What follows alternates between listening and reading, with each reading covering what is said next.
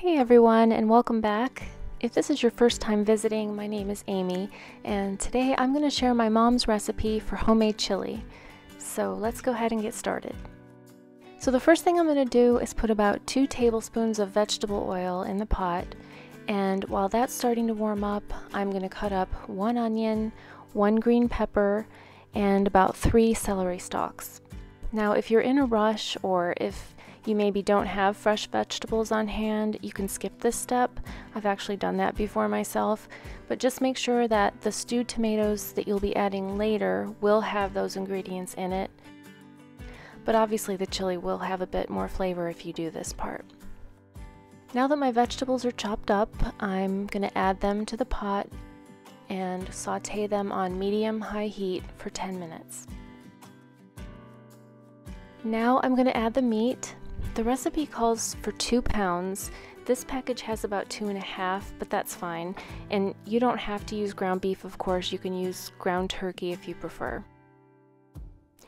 So I'm going to brown the meat on high heat, and once that's done, I'm going to drain it over at the sink, then bring it back to the stove.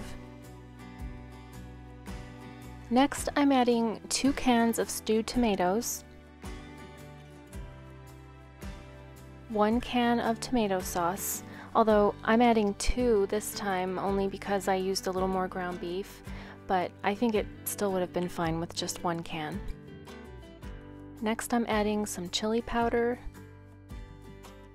garlic powder, some basil, salt and pepper, and finally some Worcestershire sauce. I'm going to give that a good stir and then cover and simmer on medium heat for 1 hour. So now that's been simmering for an hour, it's time to add the chili beans. I usually buy 1 hot and 1 mild, but this time all I had was mild. So I'm stirring these in, then we're going to cover and simmer for an additional 30 minutes. And that's it. That's all there is to it. Now it's time to dish it out. I like to top mine with some shredded cheese and a little bit of sour cream. Brad's a little more daring and likes to add jalapenos and hot sauce to his. So I hope you enjoyed this cook with me. If you did, please consider leaving this video a like. The recipe is down in the description box.